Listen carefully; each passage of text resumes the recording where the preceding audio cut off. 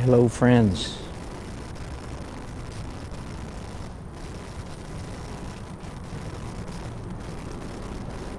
There, do we have sound? No, we don't. Do we have sound now? Hang on.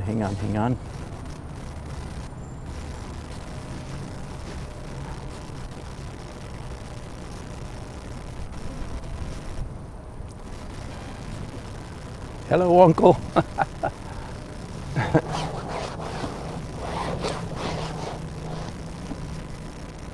Seems a little wobbly. Hang on just a second. Let me take a look at this. Make sure everything's okay. Whew. Well, sorry I'm late starting to broadcast. I had a little encounter with law enforcement for a few minutes there. But kudos to them. Hello, Maggie.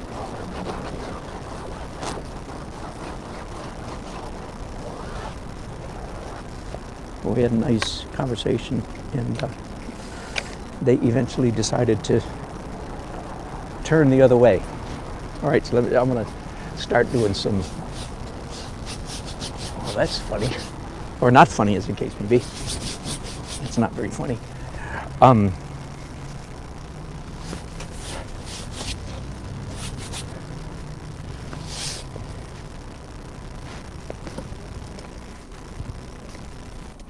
I'll do an introduction here in just a minute. And I forgot to get my little clapper device all ready, so we'll be clapperless here today.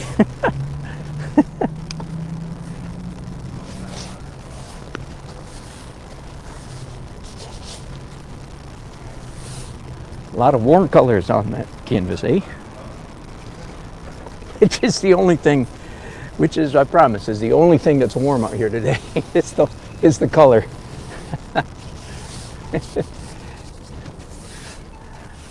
I mean, it's not cold compared to Canada, Siberia. It's just cold compared to Raleigh, North Carolina.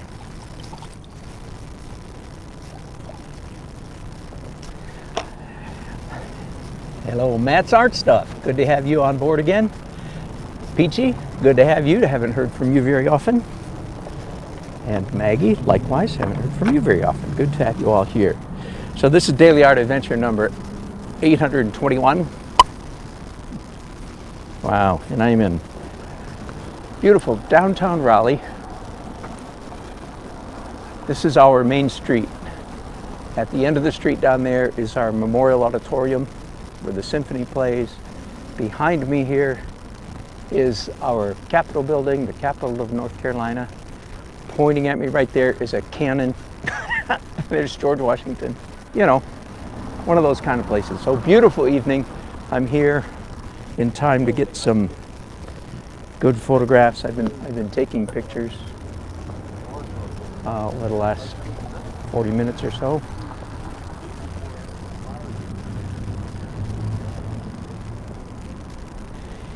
And so let's just keep cracking, shall we? I was on almost this exact spot about 4 weeks ago. What color do I want? Hang on here. Red, sure, red and orange. I was on almost this exact spot on New Year's Eve, so 28 days ago. By golly, that's exactly 4 weeks ago. How about that?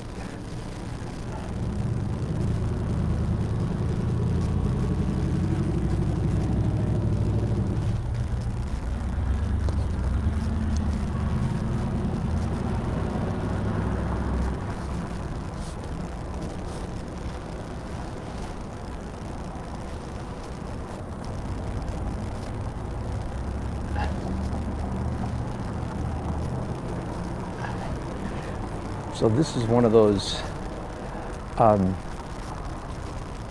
wish now that I had set up about 10 feet back, because I think it's really a better view from back there, so I could be walking back and forth a lot tonight. Let's get that perspective correct right off the bat.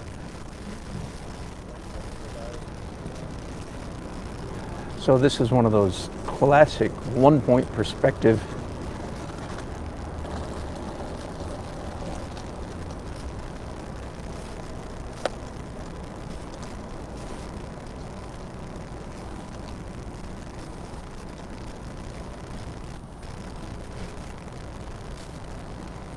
These long-handled brushes, by the way, one of the best things, one of the things they're so good for is just this exact thing right here, which is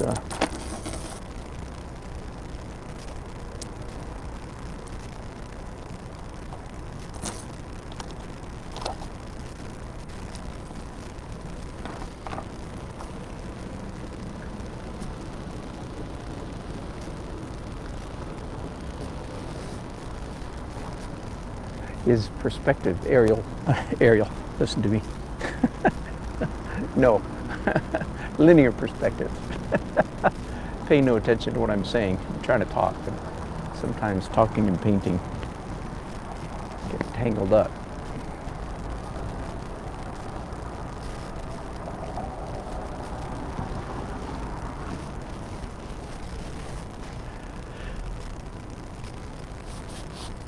I was hoping that I would get at least a few minutes of painting done before I had to put on my big coat, but that's not going to be the case. I'm already getting a little bit chilly. I don't know what the temperature is. It's getting down to 31, which is just about as cold as I care to paint, if you know what I mean.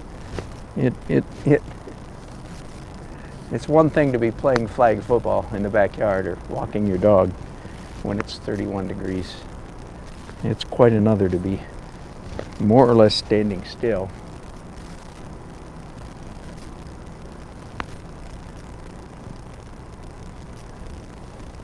The cold has a tendency to pile up on you. All right, that's enough of that.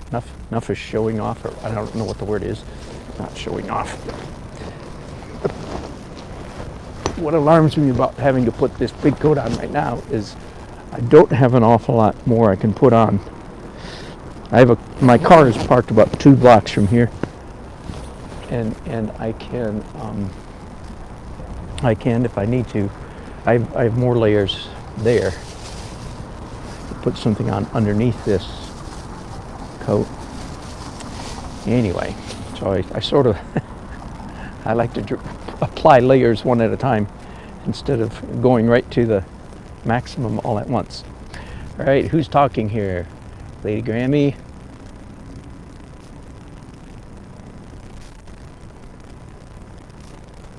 Bless your husband. Health and healing to your husband's heart and to yours as well.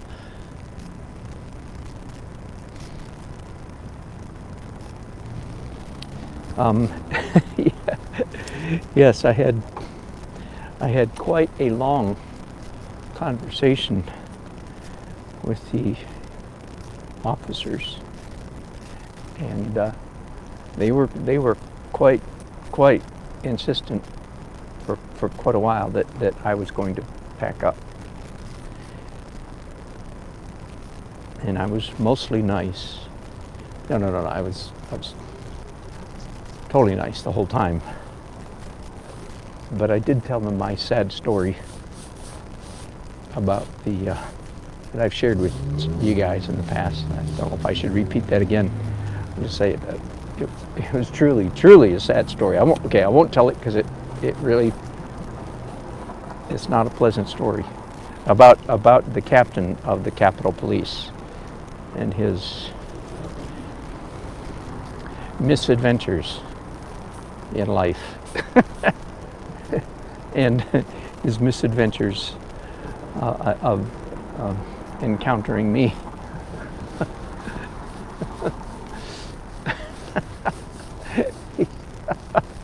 Oh, I'm getting myself in trouble.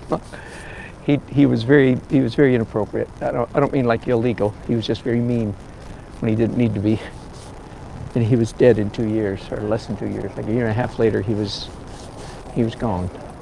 Not because of what he did to me. In fact, Okay, so I'm not going to tell the story, but that is what happened, and it just about creeped me out. Just about said, "Oh my goodness," because I struggled with anger toward this man for quite a long time because he was very inappropriate. And then to find out that he had died, I went gulp. Maybe that's why he was so rude, is because maybe he was dying at the time and I didn't know it. Whew. So there was some kind of serious something in there, lesson.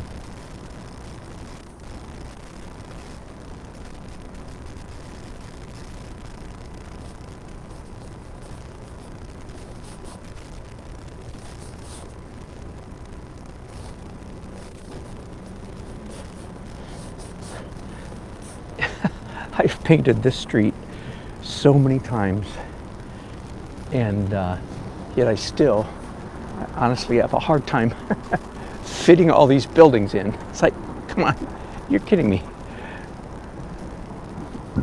Hey, let me explain that to you. That might be a teaching point there. There's a reason why I have a hard time, and most of you would as well. There's a reason why we, human beings, when we're drawing a busy subject like this, a lot going on, lots of stuff, lots of details. In this case, a whole bunch of buildings I have to fit in to this canvas, right? Distinct buildings, 1, 2, 3, 4, 5, 6, 7, 8, 9, 10, 11, 12, 13, 14, 15, 16, 17, 18, 19, 20 that I can see down this side of the road, and this side I won't even count, but because they're more even extreme angle here. Here's the reason. Here's one of the reasons, and if you understand this, it can help you mitigate. Try to not fall into this. Also, I've got objects in the way that I'm going to be I'm removing some objects from this scene here. Hang on just a second.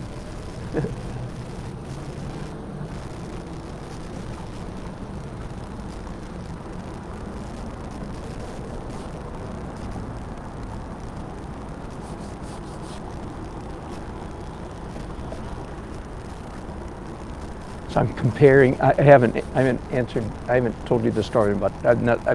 Why it's hard for human beings to cram a whole bunch of stuff into the framework. Hang on, but I'm too busy.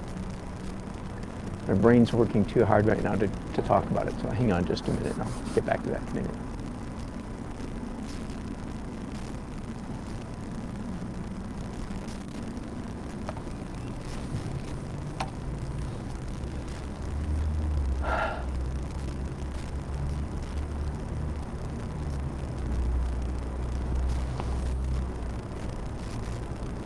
Okay, now, my brain's still working hard, but I'm going to try to talk anyway. Here's the reason we have a hard time, and if you understand this, it can help you actually. It doesn't alleviate it, but it helps a little bit. Okay, we have, what most people don't know, you have telephoto lens built into your eyes, really built into your brain. And of course, I do not mean this literally. Oh, darn. You don't mean it literally? No, I don't. Just we have a function cleverly built into our minds.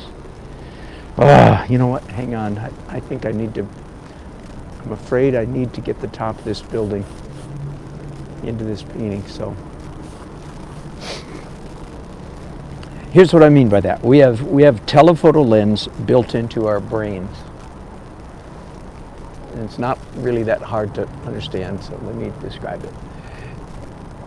We have built into our eye-seeing brain system the ability, the capacity to pay attention, the ability to focus on something. That makes sense, right? If you're a bird watcher,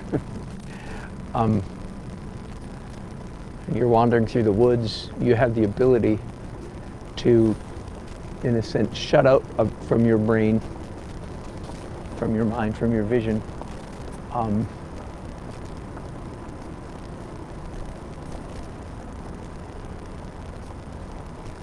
Hang on, boy, I'm having a hard time drawing today.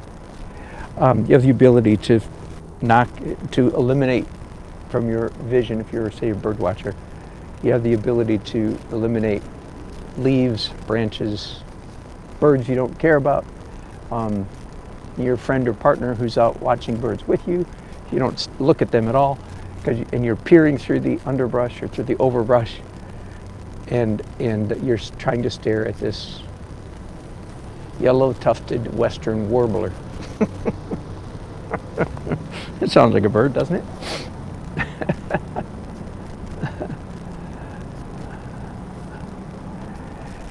And mentally, as you focus on that yellow-tufted western warbler, the bird grows in your vision, physically. It gets bigger. It's like it's as if you have telephoto lens built into your brain, into your eyes, and that serves us really well for getting through life, because we have the capacity to stare and focus, and as we stare and focus, the object becomes larger. Am I making sense? So you can see how that function, as helpful as it is, if you're a bird watcher or whatever, you can see how that function gets in the way when you're trying to cram a whole bunch of stuff, as I am here, into all these buildings, 20 buildings and another 15 over here. I'm trying to cram them all. What we tend to do is each building that we're focusing on gets too big. And I hope that you remember having this experience sometime in your life, because I'm quite sure that you've had it. I'm just not sure you remember it. It happens to most of us early in life. We're trying to draw like a human being. You start with the head, then you start drawing the features, and the first thing you draw is a nose. And because of this function, we draw the nose too big, then we draw the eyes too big, then we draw the mouth too big. Next thing you know, all our features don't fit on our head. Next thing you know, the head's too big, because then we focus on the chest, the torso, the arms, the hips, the legs, the feet. Every one of those, as an untrained artist, every one of those objects will grow and get too big. Does that make sense? So just knowing that helps you a little bit, not a lot, but it can help you a little bit, because you can consciously try to keep that from happening. You can consciously say, okay, now because I'm looking at this or that building, I'm probably making it too big. And indeed, you probably are. Okay? Does that help? I need to take another picture here. Now again, I'll bring you guys over here. Let's just see. Oh, hang on. Let me lift you up a little bit.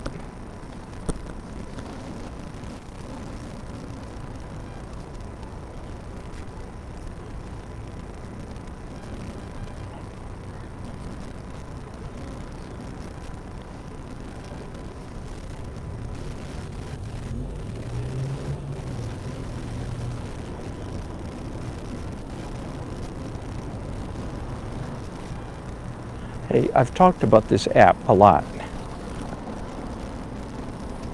Let me see if I can actually show it to you in operation one time.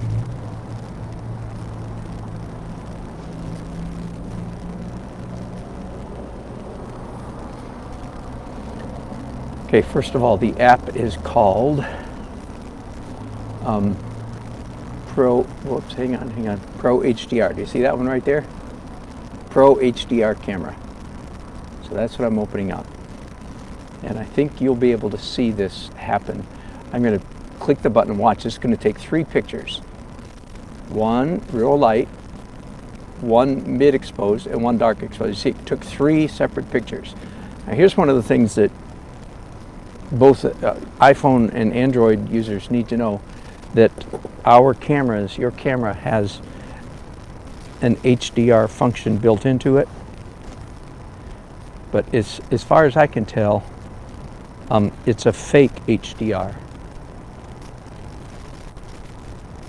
It's not real. It's only real if it literally takes 3 photographs.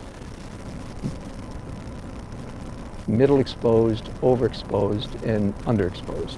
And then the computer, the phone superimposes those 3 together. Anyway, just for what it's worth, there you go. Let's get back to painting now.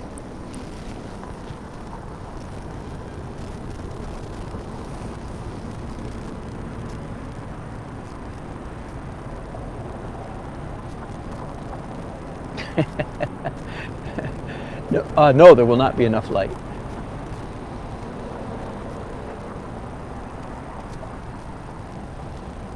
Matt, you bring up, it's exactly what I'm going to do. Matt mentions focusing on the negative shape, and that's exactly what I'm going to do.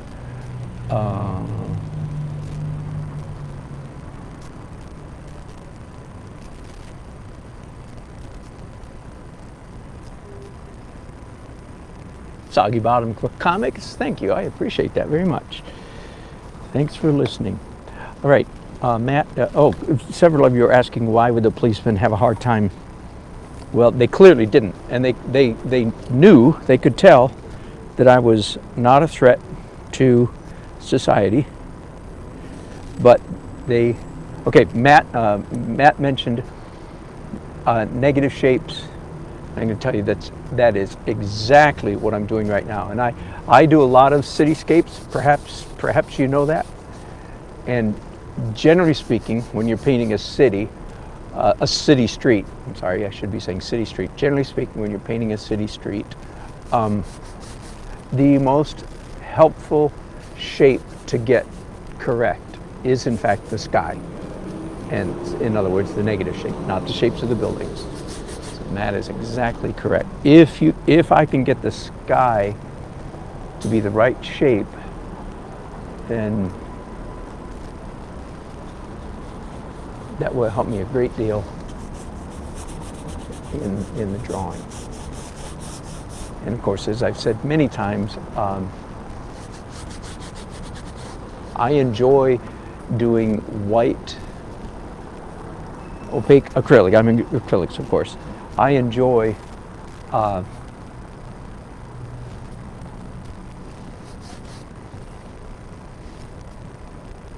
can't, I'm having a hard time talking and painting tonight. I enjoy doing white on top of wet.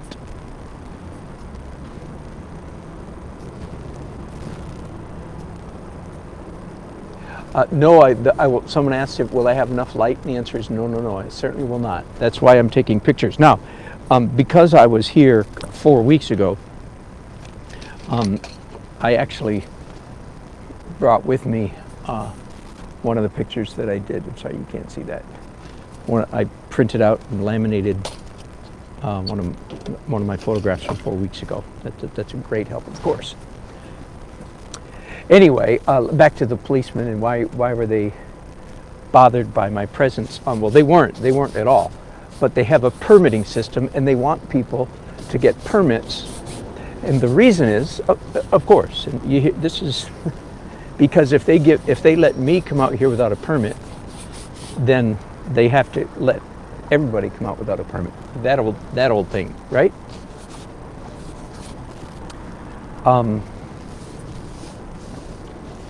Which is a point, and if the next guy that comes out here without a permit they don't like as much as they like me, which is likely,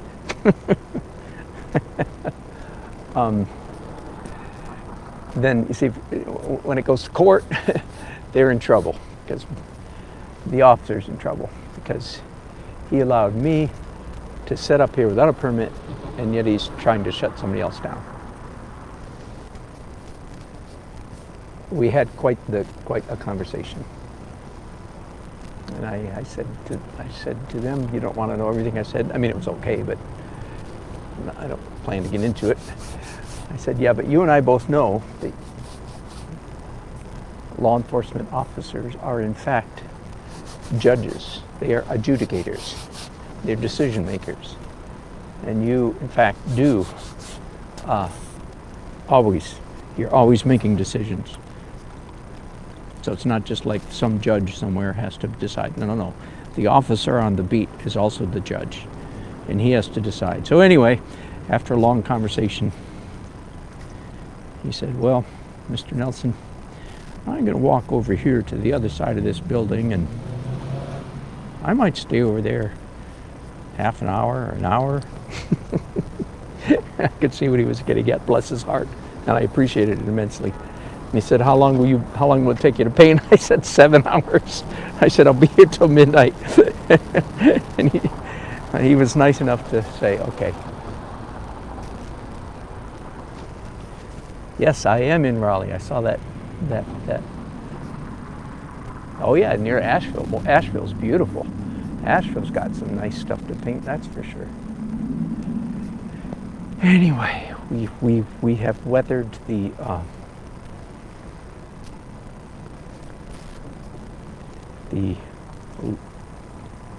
officers. I told them, among other things, I said I've told them my name, told them what I do. I was paint downtown more than anybody in history, which is true. I wouldn't tell them if it wasn't true. I told them I painted on this property illegally, so quote unquote, probably 20 or 25 times. And every time the officers allow me to stay. I said, but the one time that I did go through the hassle of getting a permit, that was the one time that I was forced to pack up and leave. That was the one time I had a permit. Anyway, that's part of the story that I won't tell you because it's too sad.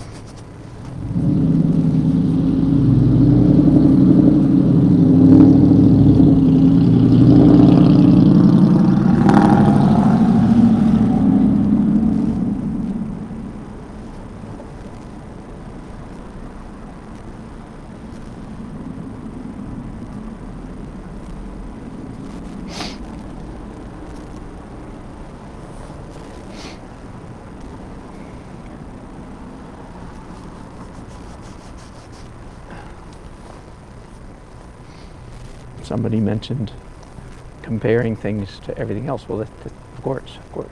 That's exactly what I'm doing. Continually comparing.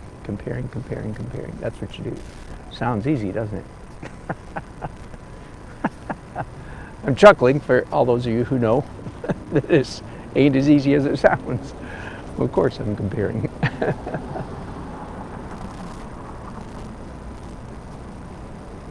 I think here's the you talk about this all the time. Here's the principle that I employ that I do think helps me more than any other single practice when it comes to drawing complex subject matter. And I think this is part of what separates good drawers from not so good drawers. I'm a pretty good drawer, and what the principle that I employ is that I'm willing to change my mind over and over and over again. I'm willing to make corrections, like right there. I just moved this line half an inch over there, and then next time around I might change my mind yet again. Right? So that's a really good principle, and one that you might do well to emulate. The willingness to change one's mind. So, at least for me, it works best. Draw fast, and keep correcting. Draw fast, and keep correcting.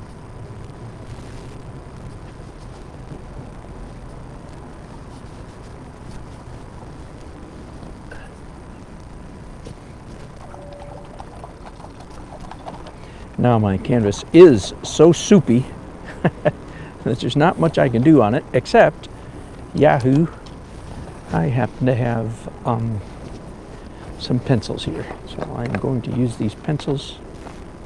You know the drill. Jerry's Autorama Jumbo Jet Black.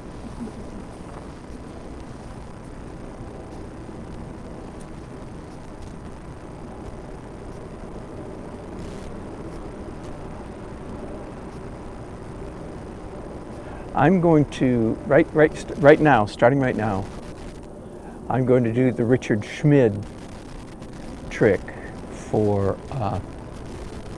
accurate drawing, according to his book.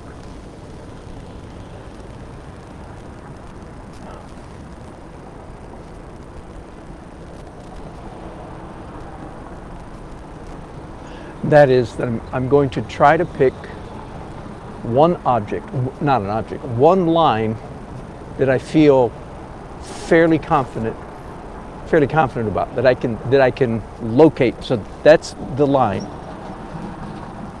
that I'm going to use as an anchor point. In fact, there's a very distinctive flagpole there. I've probably painted that flagpole 100 times over the last 15 and a half years. Literally, because you can see it from both ways on the street. It never has a flag on it either. Well, almost never. Maybe it's not a flagpole. Nah, it's a flagpole. It's got a ball on top and everything. Okay, so the Richard Schmid trick, if you will, method is nail down one mark, one line, one angle, one whatever it is. And then go out from that almost in concentric lines, concentric circles, if you will. I need to come in here and correct something or erase something or I'll be completely confused. I just moved the edge of this building about half an inch to the right. So that's another way to do it. None of these ways is perfect or foolproof. If you think it's foolproof, you're a fool. That's kind of cruel. That's kind of mean, wasn't it? Nothing is foolproof. You just keep messing around.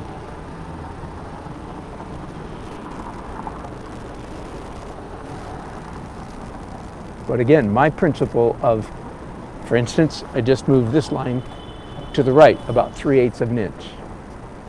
In fact, I'm going to. Now, I don't advocate, quote unquote, erasing your wrong lines, your erroneous. I don't generally advocate, I don't allow my students to erase. But there is an exception, and that is if your canvas is such a hodgepodge, such a mess that you're not sure next time you come around if you'll be able to interpret your own. It's like not being able to read your own writing. Does that make sense? In which case, yes, you may do what I did here and erase, quote unquote, by, what I mean by erasing is painting whiting it out, right?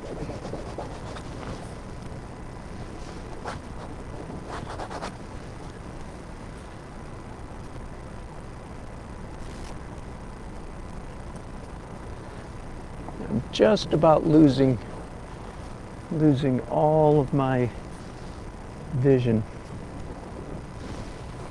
I can hardly, it's hard to see now, at which time I will graduate more or less to the pictures that I have. But before it gets completely dark, let's take another picture. Isn't that pretty? I hope you think that's pretty. If you don't, something's wrong.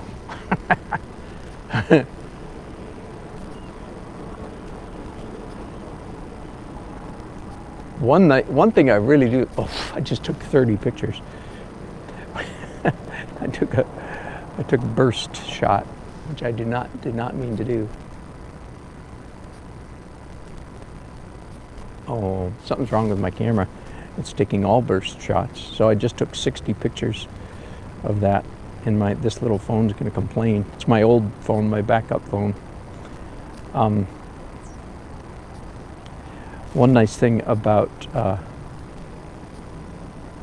the camera phone, am I saying that right? The phone camera? The camera phone, is that it does really well in low light situations.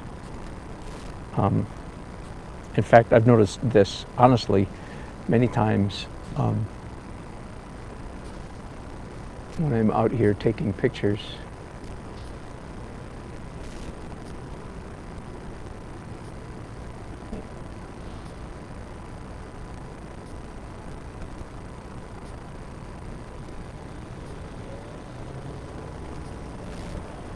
Hang on just a second, I need to get rid of these burst shots.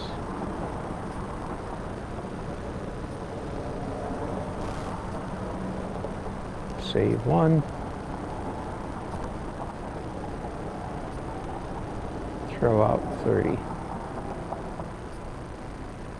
Now I'm going to try one more time and see if by any chance I can take a picture and the camera not take 30 pictures. Oh, no, it did it again. Okay, so it might be because it's so cold out here that my camera's just not, my phone is not behaving right.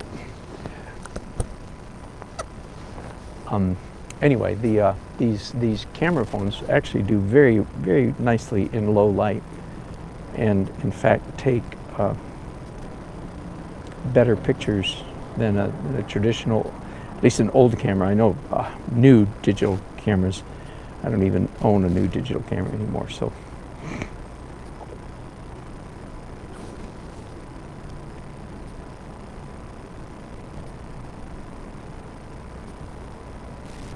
Forgive me for taking all this time. I've got to get rid of some of the junk that I just took accidentally, because it'll gunk up this phone. Let's see how my battery's doing here.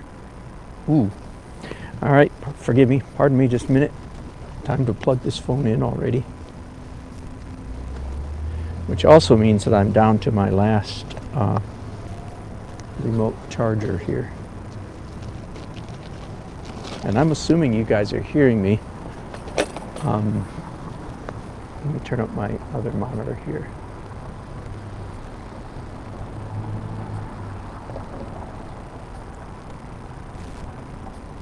Are we getting sound? We are, okay. For some reason my in-ear monitor is not working, but it is keeping my ear slightly warm. So, you know. Oh my goodness. And I'm not going to waste your time by going looking in my equipment. I know where it is, but I don't want to waste your time going scrounging around looking for an in-ear monitor. All right. So back to the Richard Schmid trick.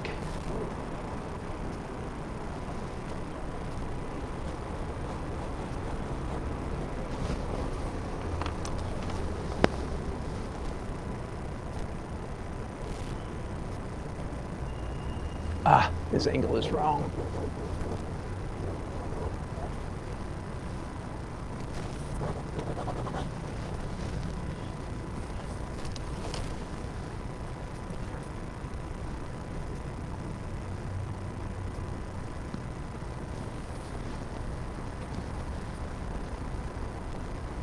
Beautiful evening. I love being out here. We have a new moon and Venus straight ahead of me. New moon last night. It was just one of those enchanting slivers of a smile.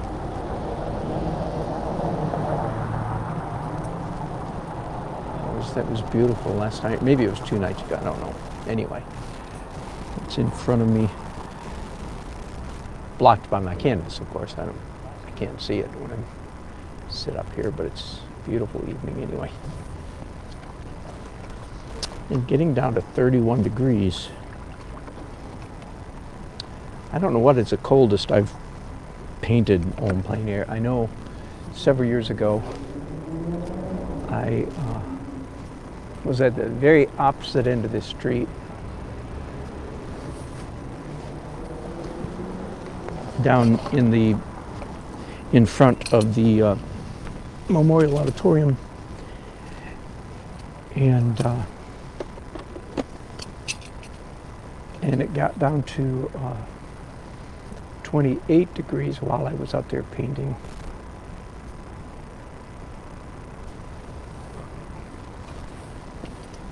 This photograph doesn't, oh, I did bring hot tea, by the way. I've got a wonderful thermos down there on the ground, and I pour out the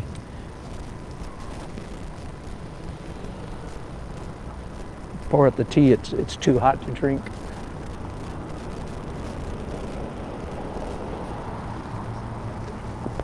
I'm walking over there to see. Yeah, really, this line is correct, huh? More correct. And that one.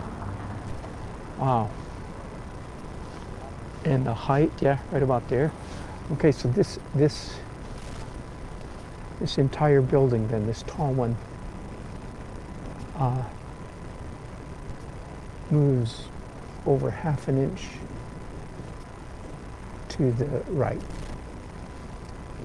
And it is those kinds of modifications that it seems to me that beginners are often reluctant to make. And I think I know the reason for that. It's because everybody's insecure about drawing. Well, you know what I mean by that. It's hard for everybody. But people that are beginners, they feel like they are especially bad. And indeed, they might be, probably are. And so they're very anxious to get the drawing part of this process behind them, because what they really want to do is paint, but their drawing skills are lacking, and so they're anxious to, as I said, to get the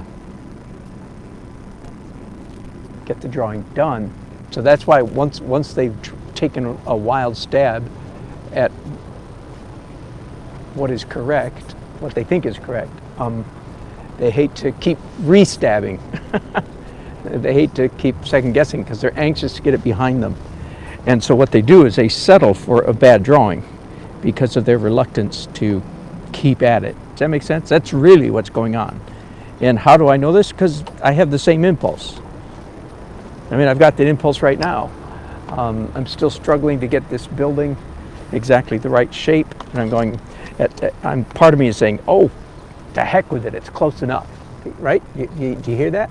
I know that impulse. I know that drive, because I want to get on with the job at hand. I want to get on with painting.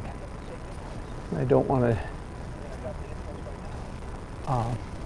to spend all night drawing. I want to get painting. But that's not a good impulse. So let me put in a caveat. There are some people who are perfectionists. Strangely, people often suggest or accuse me of being a perfectionist, which is most inaccurate. Most people are not accustomed to encountering somebody like myself who is such a stickler for excellence. They're just not accustomed to that. It's not in their normal experience. So they say, oh, you're a perfectionist because I paint quote unquote perfect paintings, right? That is not at all correct. A perfectionist, this is important, a perfectionist is never happy with their work. They're always grousing, always complaining, never happy, always mealy-mouthing, bitching, complaining about, sorry about naughty words, about their paintings. Oh, I'm just no good. Oh, this is so bad. I can't do it. It's so bad. I'm terrible drawing. I'm terrible at drawing. I'm trying to mock the heck out of that attitude because it deserves to be mocked. Do not do that. Do not do that. Don't say, I'm bad at everything. Oh, that does not make you a better painter to say you're bad at something. Anyway, perfectionists are never happy. I'm not a perfectionist.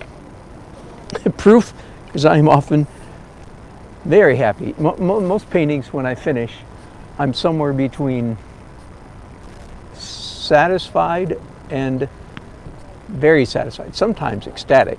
That's a little unusual. But sometimes I'm usually very happy with a painting, or I'm extremely happy with a painting, which is always a nice change. And I'm not bragging, I'm inviting you to join me in that, please. So when we're talking about getting drawing right, that does not apply to some of you who have perfectionistic tendencies and you're never satisfied. Okay, so that's not what I'm talking about. Whew. But I am tired of drawing. Let's go now. I think that my the white stuff there is dry enough that I can, and most of the color is dry, that I can now draw again with acrylic paints.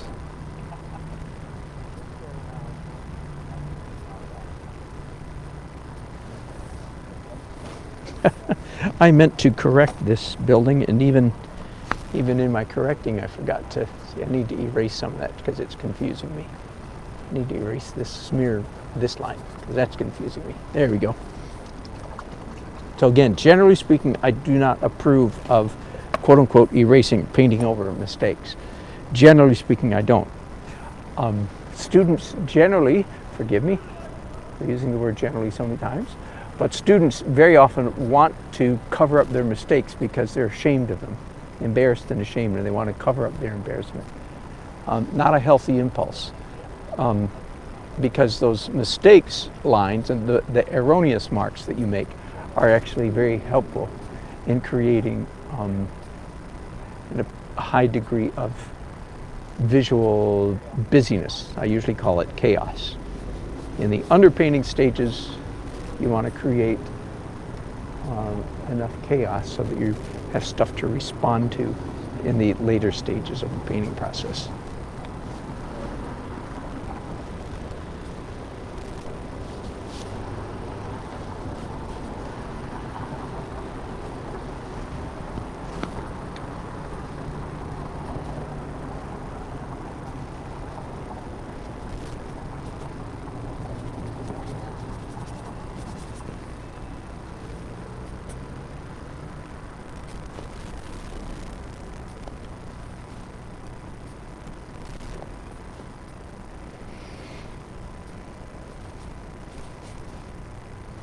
Some of you may be wondering, well, why, if it's going to get down to 31 degrees, and now I can't see my subject matter really at all because it's so dark, why stay out here and paint?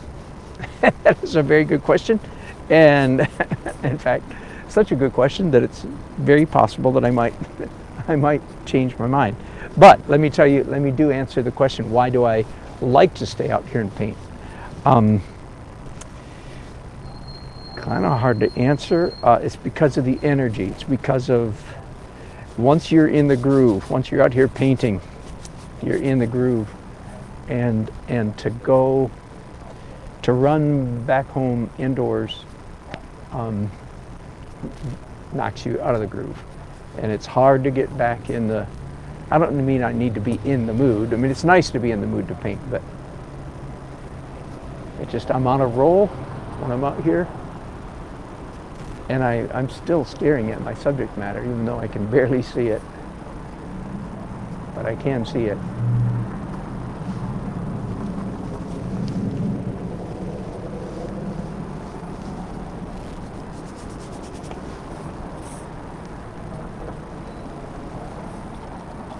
But I am going to put my gloves back on. And I am going to take a swig of that hot tea. Forgive me just a moment.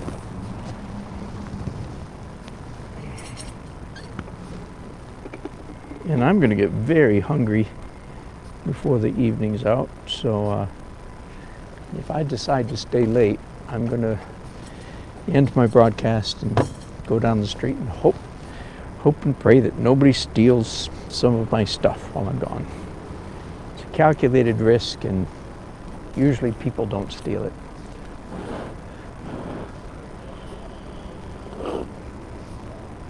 Sorry, I'm slurping right in your ears. That is rude.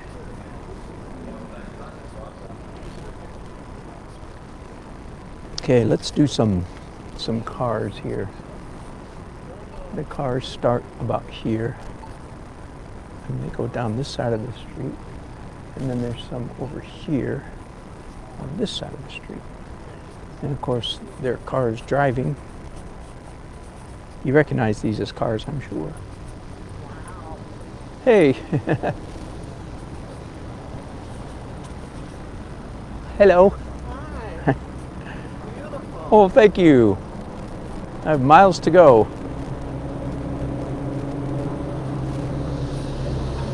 Those are people. I'm going to put a lot more people in the street than is really there right now. So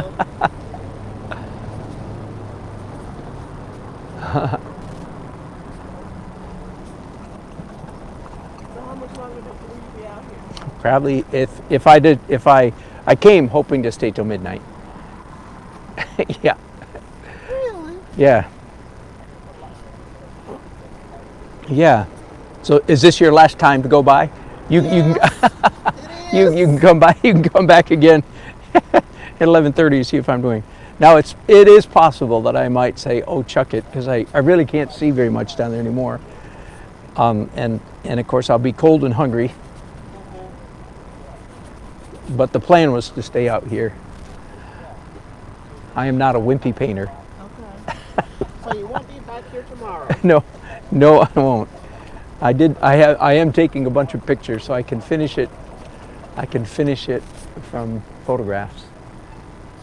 I was just saying I'm broadcasting on YouTube, and I was just telling my viewers that I once I get out here, I like to stay. Wow. Because I'm in the groove. I'm in the, I got the energy flowing, and to pack up and go home, all the energy goes away. Where do you work? What name? Department of Transportation. Oh, do you? Which building is that? I'm in the Rainy building, the first building here. The real nice one? Yes. The beautiful old one right here on the corner? The one beside. Oh yeah, the one that's not quite as pretty. So I think this is the Court of Appeal. Yeah, okay. So that's the Department of Transportation. Yes. Yes. Well, thank you for your work. Thank you Whatever for you do. your work. You try to keep us all transported and without killing each other. I'm HR. Are you really? Hiring and firing. Hiring's fun. Firing's Yes. not so fun. No, Bless your heart. not at all. No, no. Yeah, okay. Carry on. Thank you very much. Thanks for chatting. Oh, I didn't realize my monitor over here is chirping away so loudly she could hear herself. Let's fix that a little bit. All right, lots of chats that I'm ignoring.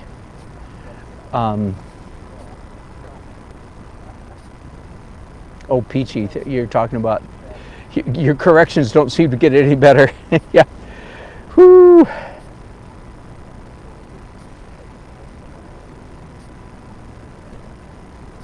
Susan, thank you. Yeah, thank you for thank you for keeping an eye on my thyroid condition.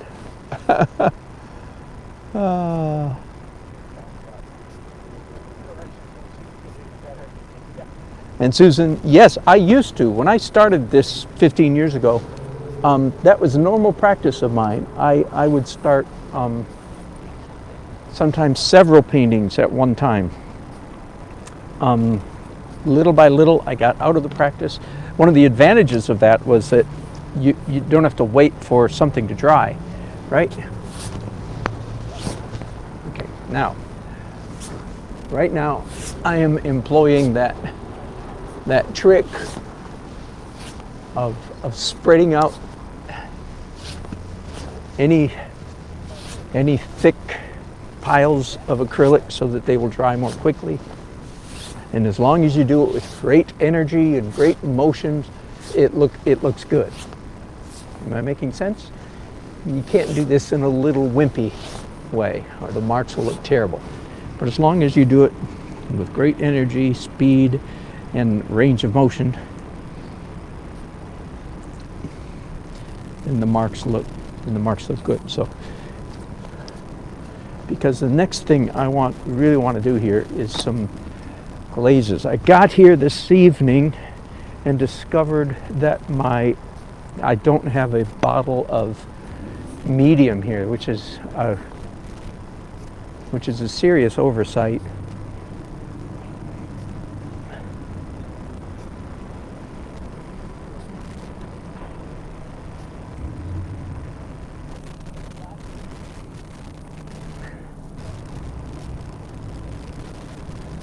Pardon me for a moment, I'm drinking some of my hot tea.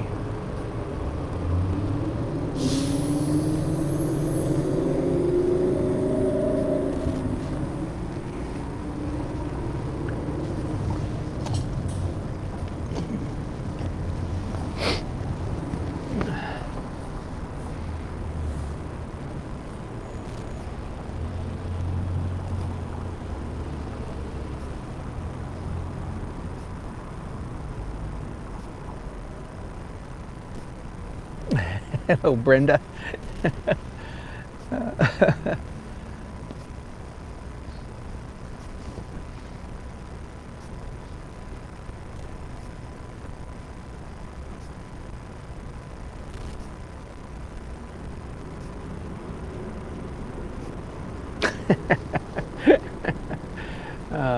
I'm sorry, I'm laughing at all of you, light blue, but having a hard time cleaning up his workspace. Just believe me, I can relate to all of that. You know,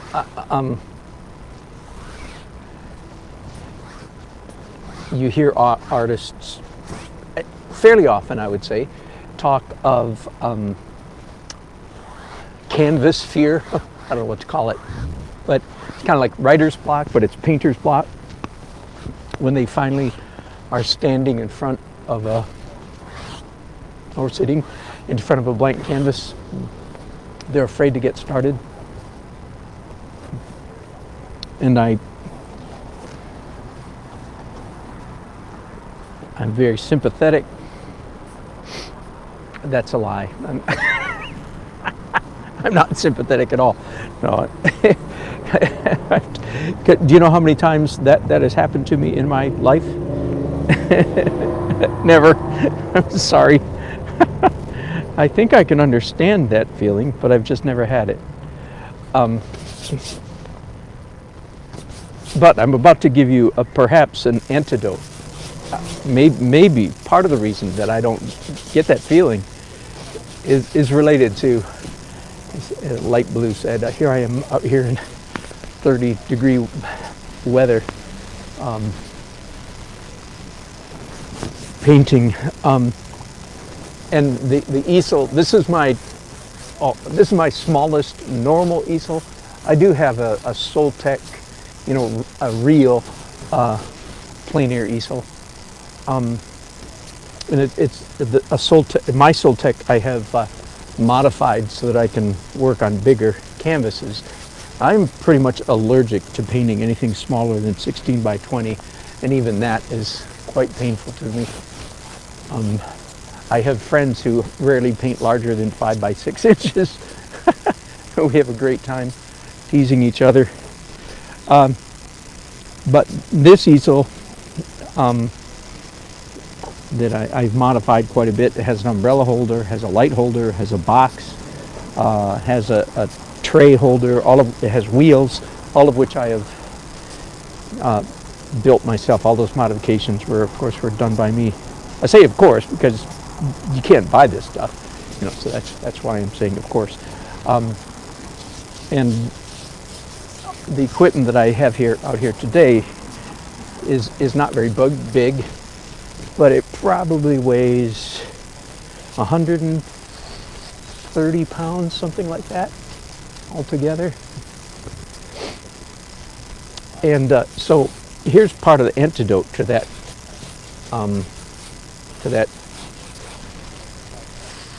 frozen in front of a canvas thing. It's real simple. Just work really hard. Work really hard to get your easel set up, and then once it's finally set up, you're so relieved that all that work is done that you're just really, really excited about getting painting. That's I think that's at least a little bit of the reason why I've never had that canvas fright frozen stuff, because doggone it, after it takes me 30, 40, 50 minutes to set up, especially once I started broadcasting about you guys, setting up all the camera and everything like that.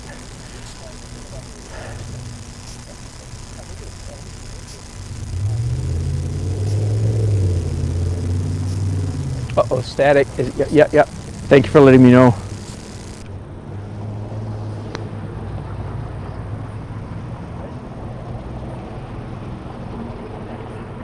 Jane, you're exactly right. There is a lot more to second half than drawing.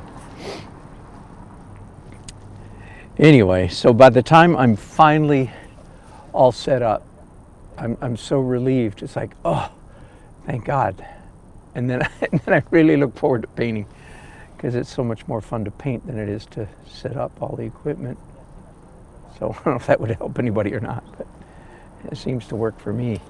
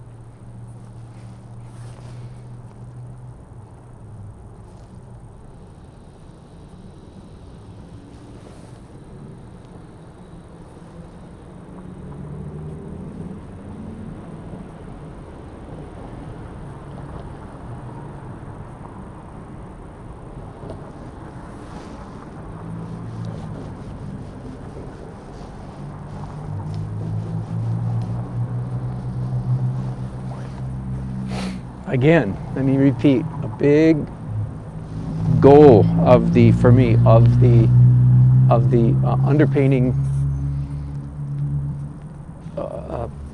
layers, which for me is 12, 15 or more sometimes layers of underpainting. So lots and lots and lots of underpainting.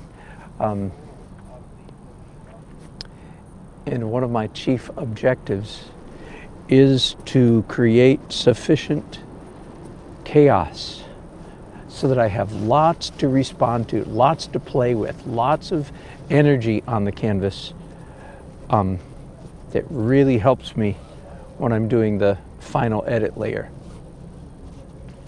And that is what you're seeing on my canvas right now, is lots and lots and lots of energy. And yet at the same time, of course, I am drawing. Of course, I'm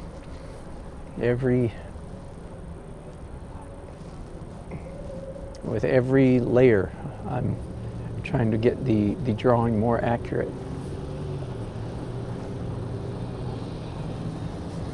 I just moved this dark mark right here, moved it over almost a whole inch. So I'm still making modifications and corrections. And I can almost not see, but I just can barely see. I have photographs, of course, and I'll start using the photographs more as the evening goes on. And I'll probably be using not so much the printed photograph that I printed off on my printer today, but I'll be using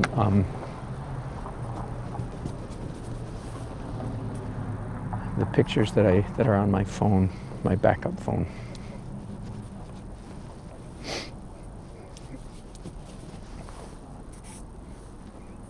just yesterday I was on Pinterest. Oh boy, love-hate relationship with Pinterest. It has pretty much ruined I mean, not really, but it's made image search in Google much less productive. Pinterest has. That's enough I'm going to say about that. But anyway, I was looking at paintings of cities. I have a category on my Pinterest page. I looked at some really nice paintings of cities. Jeremy Mann is one of my favorite in that regard.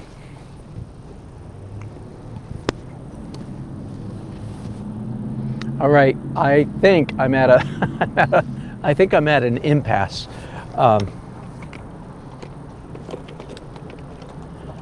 This canvas is now literally soaking wet, dripping wet, and I'm not going to be able to paint on here for a while.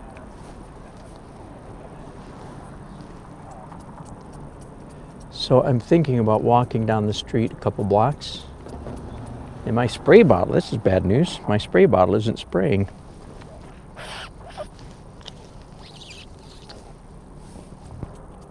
Uh-oh. I have a little spray bottle to spray on my paints here so they don't dry out, even though it's pretty humid out here tonight. Things are not drying extremely quickly. Anyway, so I'm just gonna splatter water because I'm gonna leave these all open while I go down the street. So I'm gonna end this broadcast right here. This is good. This is the start of a painting, and I'll be back in a while.